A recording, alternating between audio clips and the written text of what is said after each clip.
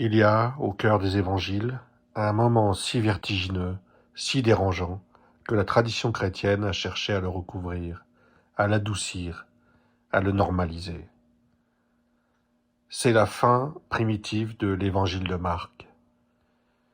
Des femmes se rendent au tombeau, elles viennent embaumer un mort. Elles trouvent le tombeau ouvert, vide. Un homme en blanc leur annonce l'impossible. Il est relevé. Il vous précède en Galilée. Et alors elles s'enfuient, elles tremblent, elles sont hors d'elles-mêmes. Et elles ne disent rien à personne, car elles avaient peur. L'évangile de Marc s'arrête là, brutalement, sur un silence glacé. Pas de joie, pas de proclamation, pas d'apparition du ressuscité. Juste l'épouvante, le tremblement et le silence. Ce moment, c'est peut-être le plus profond, le plus vrai, le plus vertigineux de toute la littérature chrétienne, parce qu'il ne referme rien, il ne console pas, il ne rassure pas. Il laisse la béance ouverte, et c'est de cette béance que je voudrais vous parler aujourd'hui.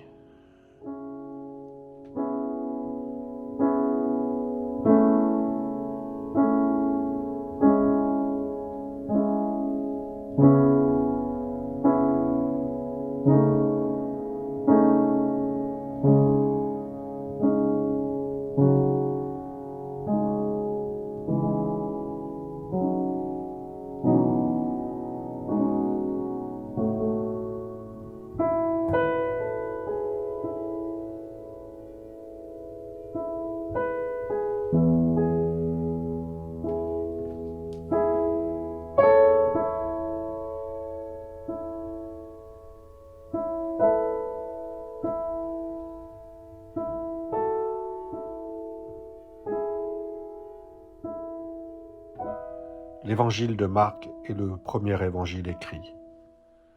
En grec rugueux, presque brutal, pas de sophistication théologique, pas d'harmonisation apaisante. Marc, c'est l'évangile du débordement. Tout y est trop grand, trop rapide, trop violent pour la compréhension humaine. Les disciples ne comprennent jamais rien. Jésus les rudoie. Les démons reconnaissent qui il est avant les humains. Les miracles effraient autant qu'ils émerveillent. Et surtout, personne ne croit vraiment. Les disciples sont constamment obtus, lents, aveugles. Pierre confesse que Jésus est le Christ, puis se fait traiter de Satan, quelques versets plus tard. À Gethsémani, ils s'endorment 3 fois pendant que Jésus agonise. À l'arrestation, ils fuient tous. Marc mentionne même ce jeune homme qui s'enfuit nu, laissant son vêtement derrière lui. Détail unique à Marc, peut-être sa propre signature. Il n'y a pas de héros de la foi chez Marc. Il n'y a que des humains dépassés, effrayés, qui ne comprennent rien. Et les femmes au tombeau vide sont la culmination de cette incompréhension structurelle. Elles aussi sont dépassées, elles aussi s'enfuient, elles aussi se taisent. Marc ne cherche pas à rassurer, il expose la béance. Je vais vous lire la fin originale de l'évangile de Marc, telle qu'elle s'arrête dans les manuscrits les plus anciens, sans ajout, sans consolation, juste la béance. Le premier jour de la semaine, de grand matin, elles se rendent au tombeau, le soleil étant levé. Elles se disaient entre elles, qui nous roulera la pierre de l'entrée du tombeau? Levant les yeux, elles voient que la pierre a été roulée de côté. Or, elle était très grande. En entrant dans le tombeau, elles virent un jeune homme assis à droite, vêtu d'une robe blanche, et elles furent saisies de frayeur. Mais il leur dit, ne soyez pas effrayés, vous cherchez Jésus le Nazaréen, le crucifié. Il est ressuscité, il n'est pas ici.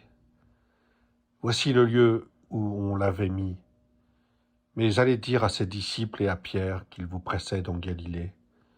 C'est là que vous le verrez, comme il vous l'a dit. »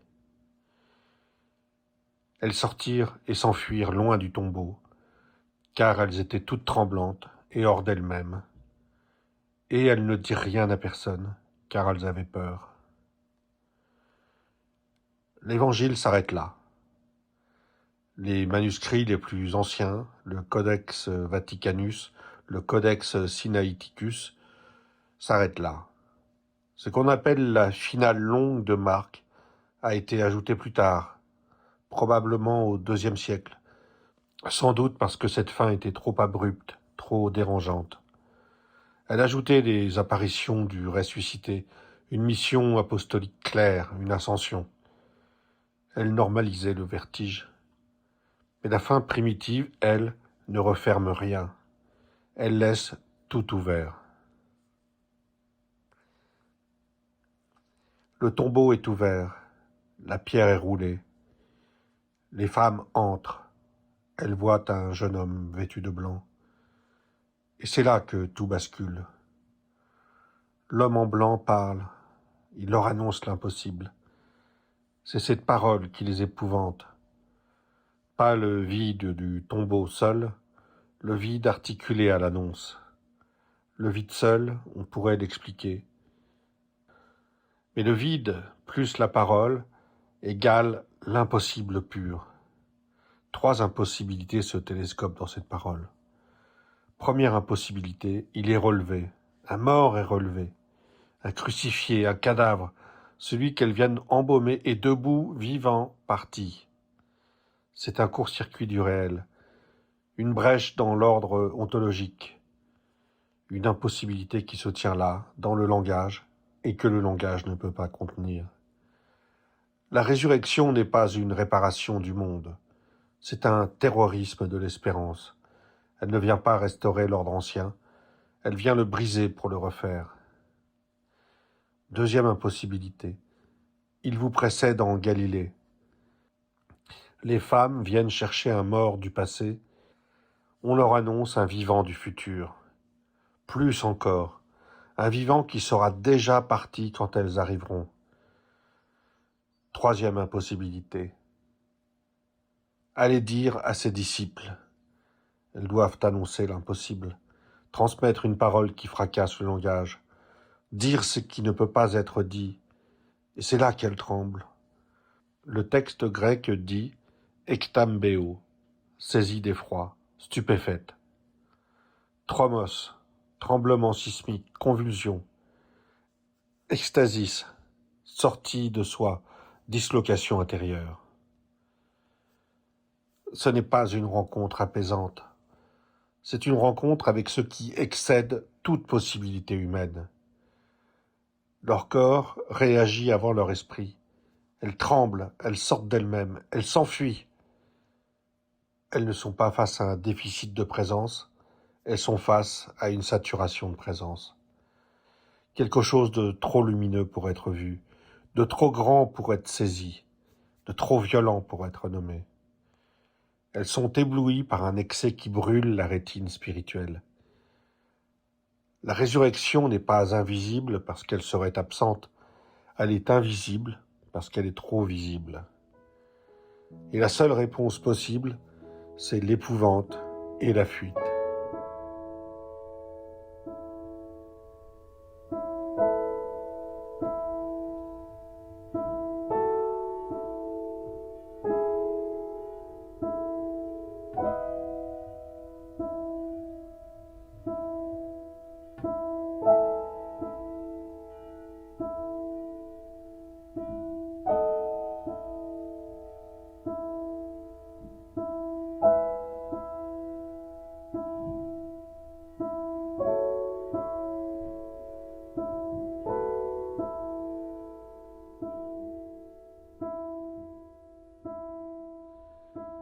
Chez Marc, tout reste ouvert. La béance n'est pas refermée. Mais chez les autres évangélistes, les réactions changent. La tradition commence à normaliser le vertige. Chez Matthieu, Le tremblement n'est pas seulement intérieur, il devient cosmique. À la mort de Jésus, Matthieu écrit « La terre trembla, les rochers se fendirent. » Et à la résurrection, il y eut un grand tremblement de terre, car un ange du Seigneur descendit du ciel. La création elle-même participe à l'événement. Le séisme n'est plus seulement celui des femmes, c'est la structure du réel qui vacille. Mais ensuite, Matthieu adoucit la réaction des femmes. Elles s'éloignèrent vite du tombeau, avec crainte et grande joie, et elles coururent porter la nouvelle aux disciples. Les femmes ont peur, mais elles sont aussi joyeuses. Et elles parlent, elles accomplissent la mission. La béance commence à se refermer.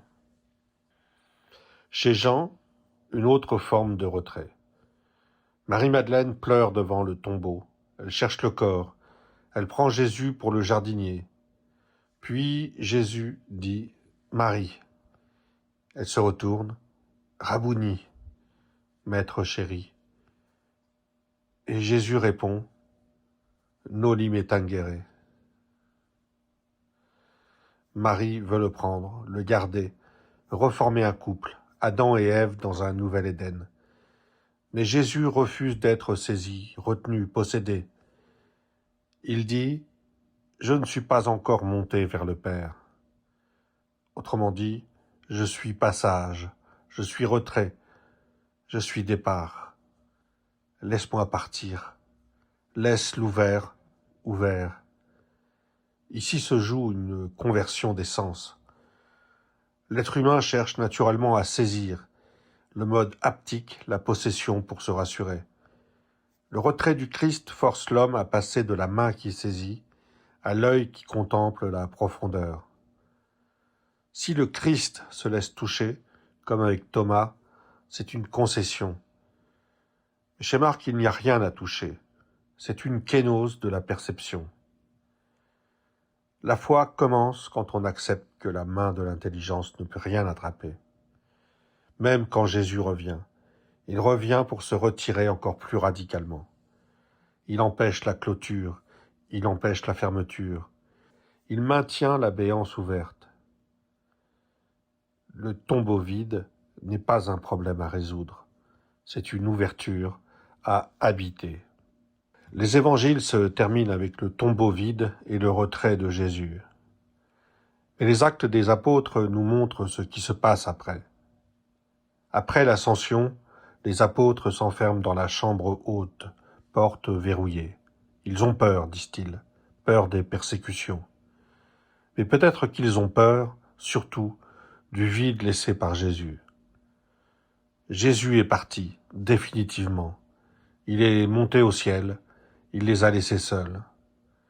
Et leur réaction, c'est l'enfermement. Ils ont besoin de murs, ils ont besoin d'une enveloppe pour contenir leur angoisse. Jésus leur a dit « Vous serez mes témoins jusqu'aux extrémités de la terre ». Et eux s'enferment dans une pièce. Ils miniaturisent l'infini, ils referment la béance. Et ils ont une obsession étrange, remplacer Judas. Il faut absolument qu'ils soient 12, il faut combler le vide laissé par le traître. Ils tirent au sort, ils élisent Matthias.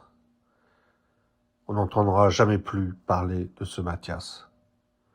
Pourquoi cette obsession ? À mon avis, c'est un déplacement. La vraie question, la question insupportable pour eux, c'est que faire du retrait de Jésus ? Comment habiter ce vide ? Cette question est vertigineuse. Alors, il la miniaturise. Il la déplace sur un problème soluble. Remplacer Judas. Reconstituer le chiffre 12, retrouver une structure rassurante. Tout plutôt que rester dans le tremblement et l'incertitude face au retrait. Ils sont incapables d'habiter la béance. Ils ne peuvent pas rester dans l'ouvert. Alors ils se barricadent. Ils construisent des murs, ils comblent des vides. Et nous, ne faisons-nous pas la même chose ? Face au silence de Dieu, face à son retrait, nous aussi nous nous enfermons. Nous construisons des murs doctrinaux, des certitudes morales, des rites rassurants.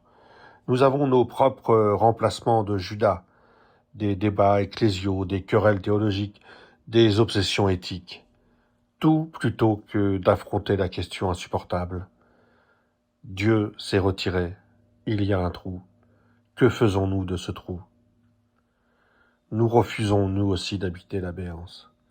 Nous faisons de Jésus un beau jeune homme aux cheveux longs, doux et apaisés, un crucifié déjà glorieux, en majesté sur la croix, sans souffrance réelle, un maître de sagesse raisonnable qui répond à nos questions, un ami réconfortant, toujours disponible, jamais inquiétant. Nous refusons le vertige, nous refusons le silence de Marc, l'épouvante des femmes, le retrait de Jean, le tremblement sismique de la création. Nous voulons un Dieu maîtrisable, compréhensible, rassurant, un petit Dieu, un Dieu miniature. Nous voulons combler le vide. Les institutions religieuses construisent aussi des dogmes pour stabiliser le sens, des liturgies pour domestiquer le sacré, des théologies pour expliquer l'inexplicable, des certitudes morales pour éviter le vertige éthique.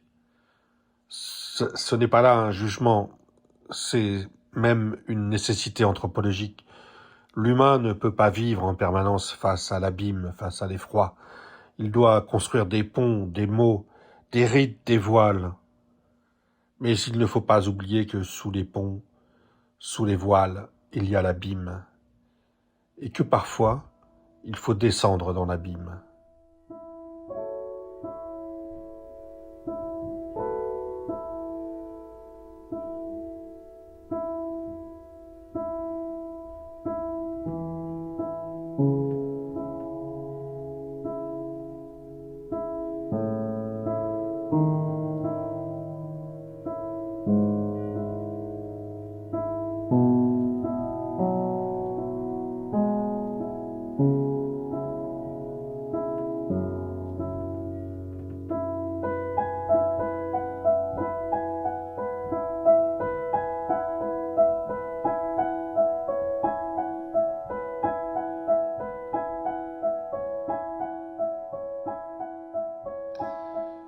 Mais à la Pentecôte, Dieu fait exploser les murs des disciples. L'Esprit vient comme un vent violent.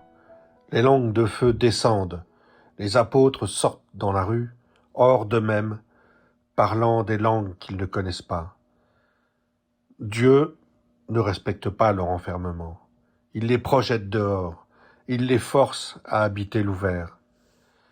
Pierre, qui s'était enfermé, sort et prend la parole. Il proclame la résurrection. Il annonce le retrait de Jésus et la venue de l'Esprit comme nouvelle forme de présence. Mais cette présence n'est plus localisable, saisissable, maîtrisable. L'Esprit souffle où il veut. On ne peut pas le circonscrire. C'est une présence qui est retrait, une présence qui est ouverture. Et peut-être que c'est ce qu'il veut encore faire avec nous, faire exploser nos murs, nos certitudes, nos enveloppes rassurantes. Nous forcer à habiter la béance, à rester dans le vertige, à laisser l'ouvert ouvert. Le retrait de Jésus n'est pas un accident, ce n'est pas une absence à combler. C'est une ligne de fuite inscrite dans le réel. En se retirant, Jésus ouvre une faille, une béance, une profondeur. Les essences ne sont plus garanties. Il y a une fuite des essences. Le monde n'est plus un cosmos clos. Il y a un trou, et ce trou ne se referme jamais. Pierre Lecoz, philosophe contemporain, a consacré 17 volumes à cette question. L'Europe et la profondeur. 17 volumes pour comprendre ce qui s'est passé en Europe à partir du XIVe siècle. Pas seulement dans la peinture, dans l'être même de l'Occident. Sa thèse est vertigineuse. L'invention de la perspective en peinture, c'est une actualisation du retrait du Christ. Avant la perspective, dans la peinture byzantine, dans la peinture romane, le Christ est représenté frontalement, plat, immédiatement présent. Mais ce n'est pas seulement une question de technique picturale, c'est une structure théologique. Les théologiens de l'icône appellent cela la perspective inversée. Dans l'icône byzantine, le point de fuite n'est pas derrière le tableau, il est devant. C'est Dieu qui regarde l'homme. L'homme est le point de convergence du regard divin. Tout est sur l'homme, sans échappatoire. Nous étions dans un plénum, un monde saturé de sacré, sans recul, sans horizon. Un monde plein, écrasant, pas de distance, pas de respiration. Dieu occupe tout l'espace, il ne laisse aucune marge de manœuvre. C'est rassurant peut-être, mais c'est aussi très étouffant. Avec l'invention de la perspective linéaire, le Quattrocento italien, tout bascule. Le point de fuite se déplace, il n'est plus devant le tableau, il est derrière, à l'infini. Pour Pierre Lecause, le point de fuite, c'est le Christ. Toutes les lignes convergent vers lui, mais il est toujours ailleurs, hors de portée. Et ce point de fuite, mathématiquement, est un point de néant. Il n'existe pas physiquement sur la toile, c'est un point zéro. Pourtant, c'est ce point de rien qui organise toute la réalité représentée. C'est l'inscription du rien de Maître Eckhart au cœur de la toile.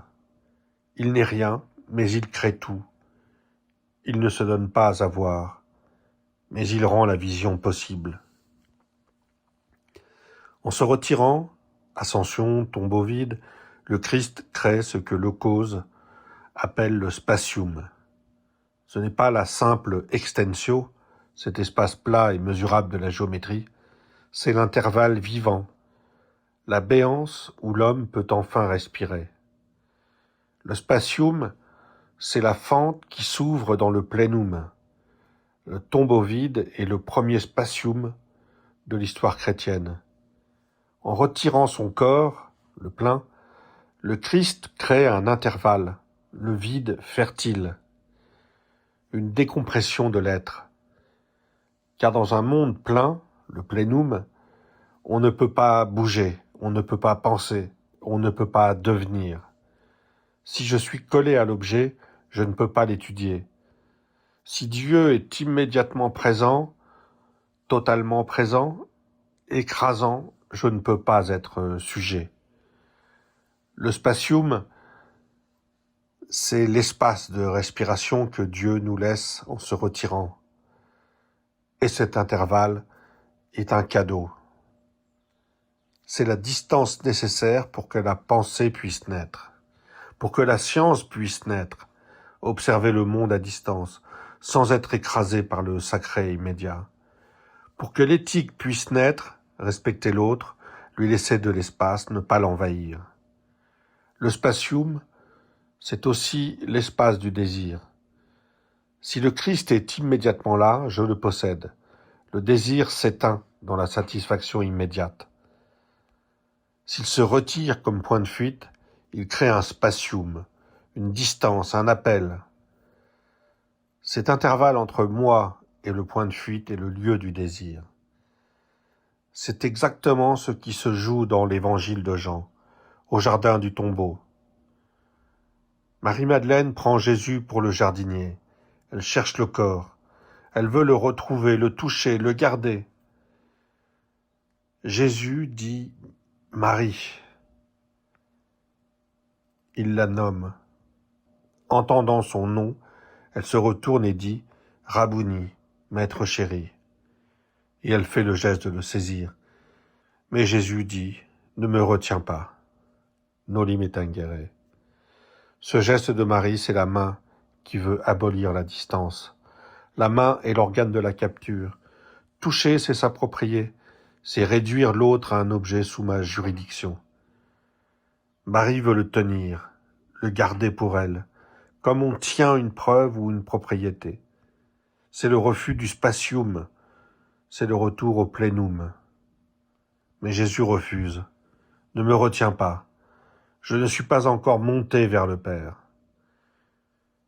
Le noli me tangere n'est pas un refus d'affection, c'est une conversion sensorielle.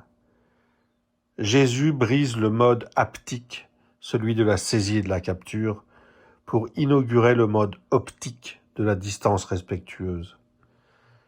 Il impose une kénose d'essence, un dépouillement de la perception. Il maintient le spatium, il refuse d'être saisi. Il place un intervalle entre son corps et les mains de Marie.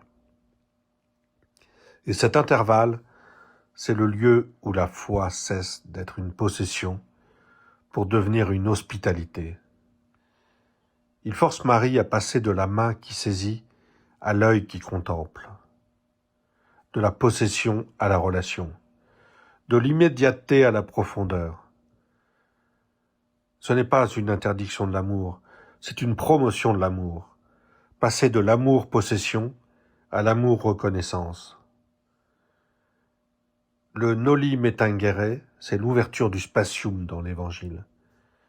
Jésus dit « Tu ne peux pas me toucher, mais tu peux me voir autrement. » Pas comme un objet sous la main, mais comme un point de fuite vers lequel tu marches. Je ne suis plus là, immédiatement présent. Je suis en avant, vers le Père. Et cet intervalle entre nous, ce spatium, c'est ce qui te permet de devenir toi-même. Marie voulait retrouver Jésus. Jésus lui offre quelque chose de plus grand, un espace où elle peut respirer, désirer, marcher. Le jardinier du tombeau ouvre le jardin. Il ne le referme pas.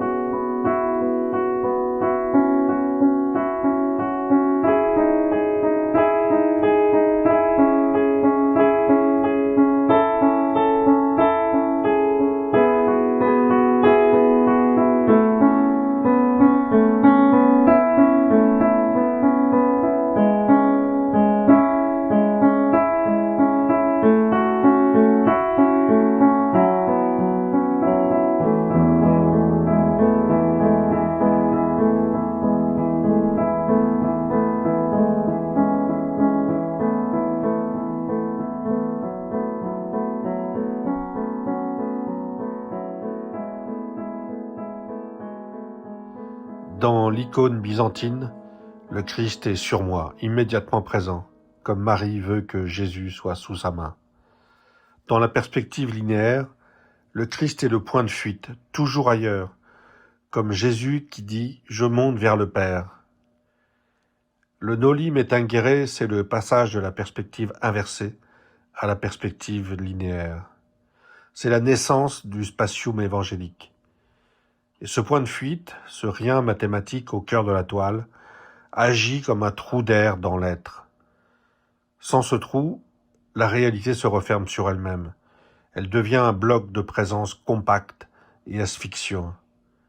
En se retirant, le Christ crée la distance critique. Il permet à l'homme de ne plus être une simple créature écrasée par son Créateur, mais un sujet capable de contempler l'horizon. Le point de fuite ne se contente pas d'organiser le décor. Il tire le regard vers l'infini. C'est une pompe aspirante, une aspiration. C'est ce qui transforme le fidèle en guetteur. Le christianisme de la profondeur ne regarde pas le passé, le cadavre. Il est aspiré par un futur qui se retire, le ressuscité. Et cette aspiration est essentielle. Car le point de fuite n'est pas un objectif à atteindre par nos propres forces. Ce n'est pas nous qui marchons vers lui. C'est l'infini qui nous aspire à travers le vide. Le chrétien n'est pas un marcheur qui avance de lui-même, carte en main, étape par étape. C'est un être aimanté par le retrait. Tirer, aspirer, désirer. Le tombeau vide crée un appel d'air, une dépression ontologique. Et nous sommes pris dans ce mouvement, happés par ce qui se retire. La foi n'est pas un effort volontariste, c'est un consentement à cette aspiration. Se laisser tirer par ce qui fuit, se laisser désirer par l'horizon. Mais le spatium, c'est aussi une éthique, et cette éthique devient urgente. Car le spatium est la condition de l'intériorité. S'il n'y a pas d'espace entre moi et Dieu, entre moi et l'autre, il n'y a pas de jardin secret, il n'y a pas de conscience individuelle. Le retrait du Christ est l'acte de naissance de la vie privée. Dieu se retire pour que l'homme puisse avoir un chez-soi, un ego, une intériorité. Respecter le spatium, c'est accepter que l'autre ait sa propre profondeur, son propre point de fuite, son mystère que je ne peux pas saisir. Si je ne laisse pas d'espace entre moi et l'autre, si je veux combler le vide, je deviens totalitaire. J'envahis l'espace de l'autre. Le totalitarisme, politique, religieux ou intellectuel, déteste la profondeur. Il veut que tout soit en surface, transparent, immédiat, sans secret. Un monde sans point de fuite est un monde paranoïaque et totalitaire. Dans la peinture byzantine, tout est frontal, tout est à plat. Il n'y a pas d'issue. Le retrait du Christ crée l'horizon. Sans horizon, l'homme étouffe dans l'immanence. La consommation, le narcissisme, la surface plate du quotidien. Le point de fuite est ce qui tire l'humanité vers le haut et vers l'avant. C'est ce qui rend l'avenir possible. L'éthique du tombeau vide, c'est l'éthique de la juste distance. Eckhart, au XIVe siècle, appelle cette attitude la Gelassenheit, le laisser-être. Ne pas saisir, ne pas retenir, ne pas combler. Laisser le spatium ouvert. L'âme doit devenir aussi vide que le tombeau pour que Dieu puisse y naître. Ce n'est pas une passivité molle, c'est un abandon actif. C'est le courage de rester dans la pièce vide sans allumer la lumière tout de suite. Eckhart parle aussi du Sonderwarum, le sans pourquoi. Vivre sans chercher de justification, sans attendre de rétribution, sans demander pourquoi. Les femmes au tombeau sont jetées dans le sans pourquoi. Le sens n'est plus garanti par une présence rassurante. Il est donné par une absence qui appelle à un mode d'existence nouveau. Si Dieu était là, devant moi, comme un objet, il bloquerait mon champ de vision. Il bloquerait ma route. En étant le point de fuite, inatteignable, il ouvre ma route. Il ouvre mon champ. Sans le point de fuite, la peinture est plate, sans profondeur. Avec le point de fuite, la peinture s'ouvre sur un infini. C'est le lieu du manque qui crée la profondeur. La perspective, en ce sens, c'est l'espace du manque, l'espace de la béance habitée. C'est l'espace chrétien, par excellence.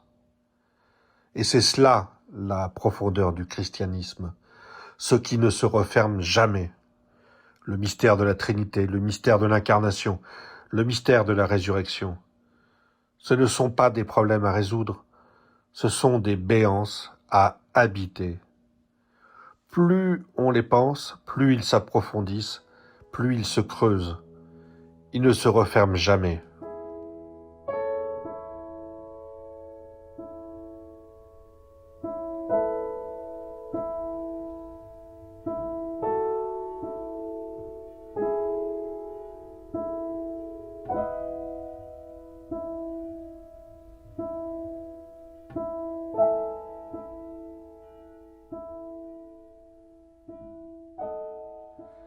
L'évangile de Marc se termine sur un silence. Elles ne dirent rien à personne, car elles avaient peur.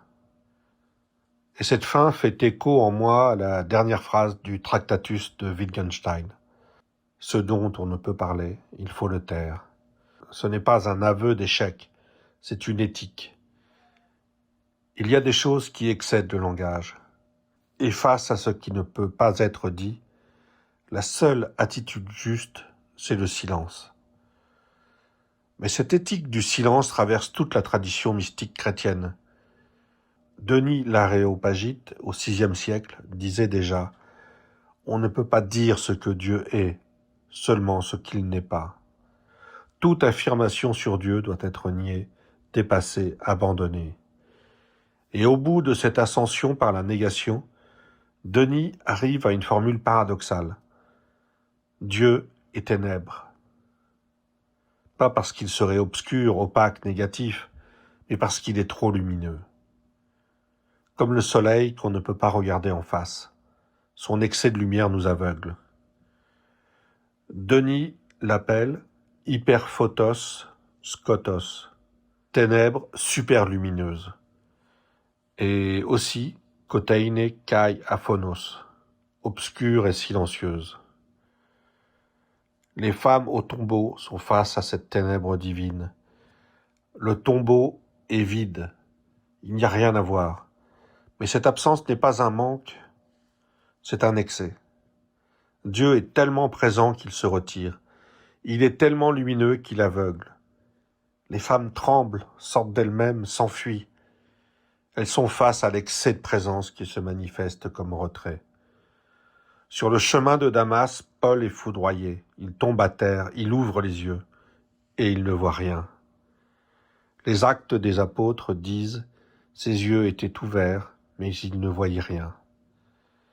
Maître Eckhart pose la question « Qu'a vu Paul quand ses yeux étaient ouverts et qu'il ne voyait rien ?» Et il répond « Paul a vu le rien de Dieu ». Pas le vide, pas l'absence, mais la divinité, la déité au-delà de Dieu.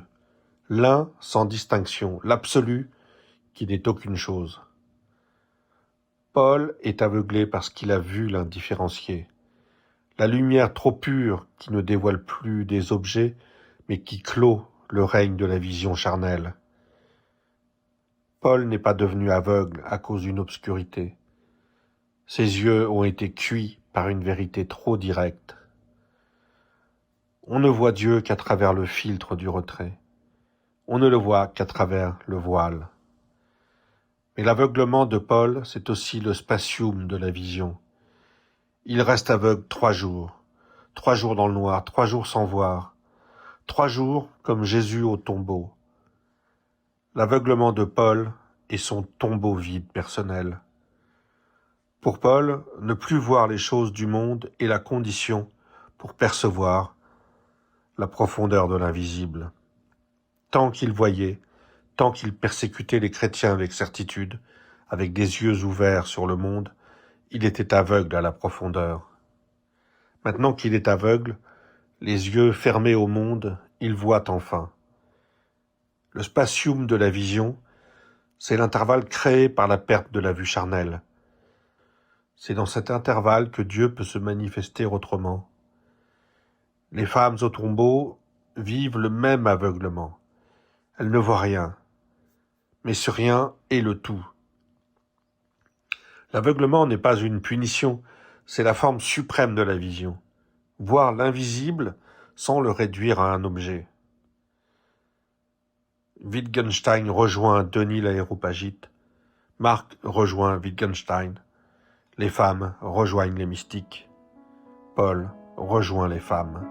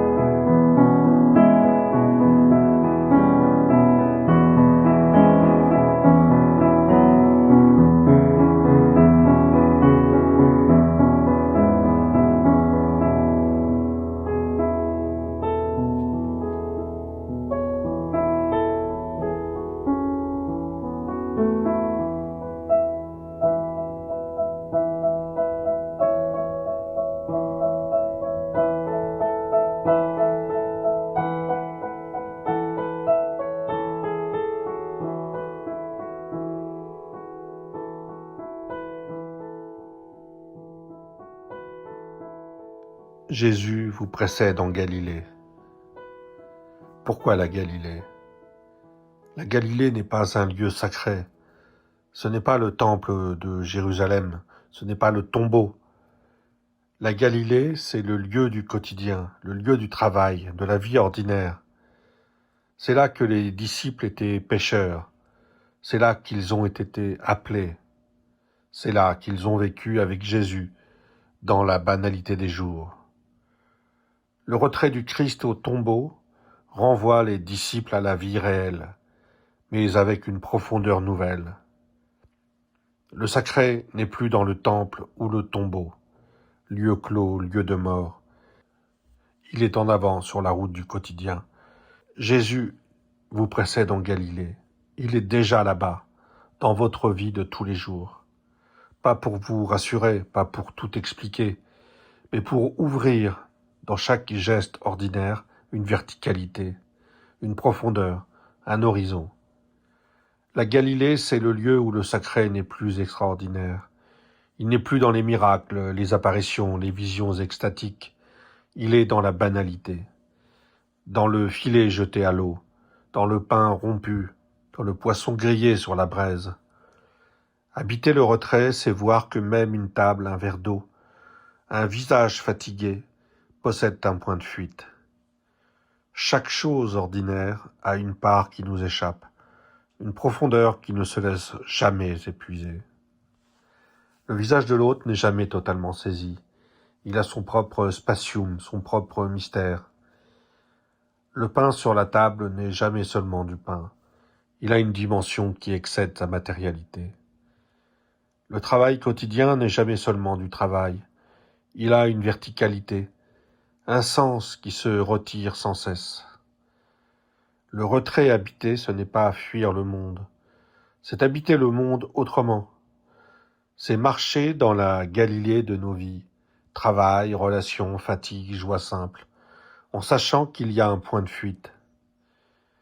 Qu'il y a un point de fuite qui traverse le réel et l'ouvre sur l'infini. Le christianisme ne nous retire pas du monde. Il nous y renvoie, mais avec les yeux dessillés. Avec la capacité de voir, dans le pain rompu, dans le visage de l'autre, dans le labeur quotidien, la trace d'un retrait qui est présence.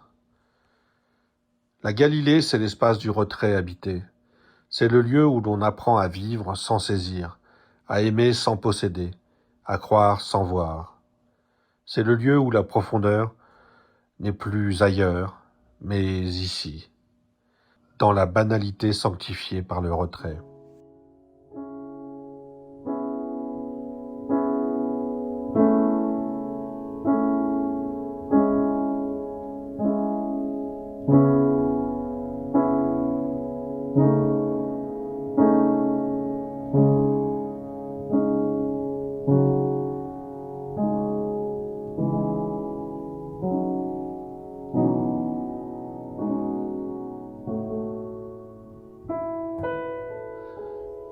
Nietzsche disait « Nous avons l'art pour ne pas mourir de la vérité ». La vérité nue, l'abîme, la béance, le néant est insupportable. On ne peut pas la regarder en face en permanence.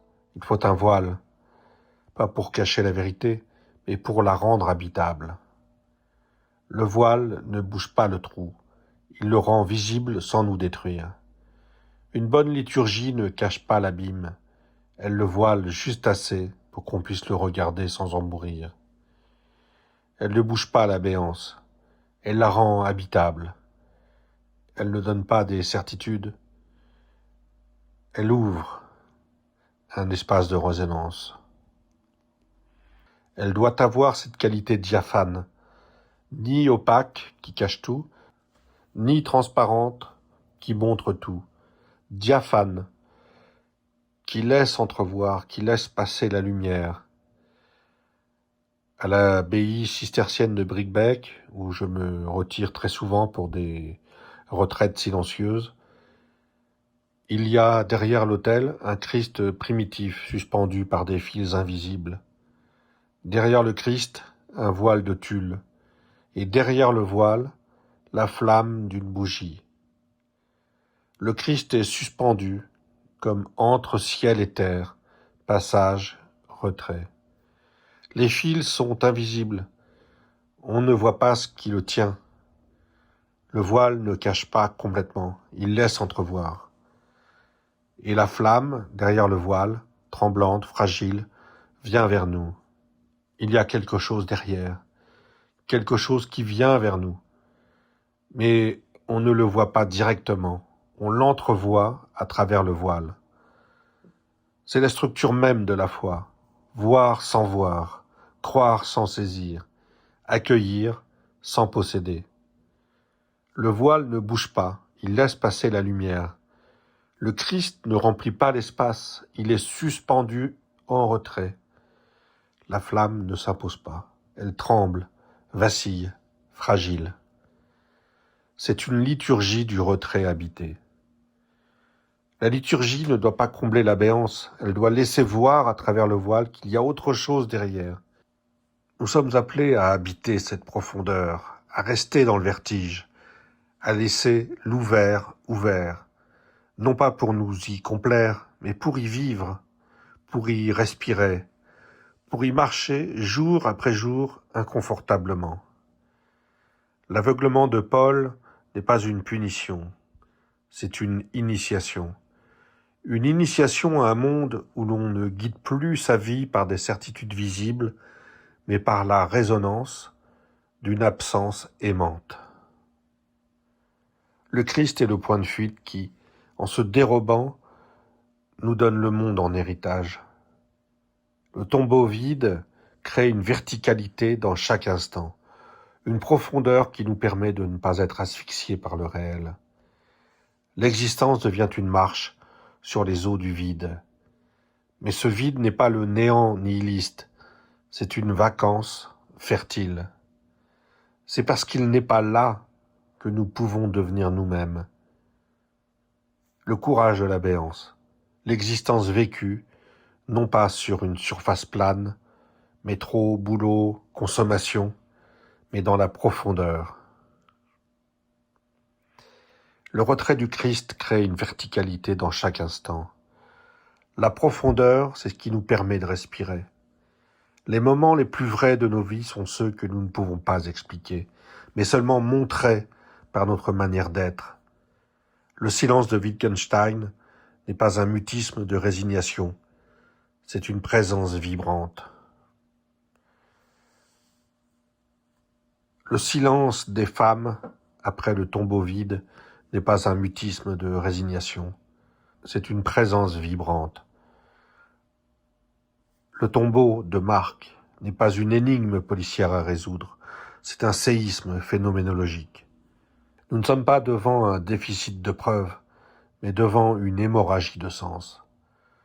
Comme Paul sur le chemin de Damas, les femmes sont foudroyées par une lumière qui ne dévoile pas les objets, mais qui clôt le règne de la vision charnelle. Le Christ, en devenant le point de fuite de notre histoire, a inventé la profondeur. Il a creusé en nous un espace que nul dogme ne peut remplir.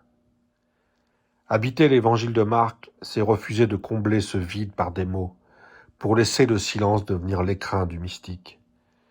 Le tombeau est vide, le retrait reste ouvert. Et c'est là que commence la foi, dans le tremblement, dans le vertige, dans l'incapacité à nommer ce qui vient de se passer. Ne cherchons pas à combler la béance. Habitons là. Laissons l'ouvert ouvert.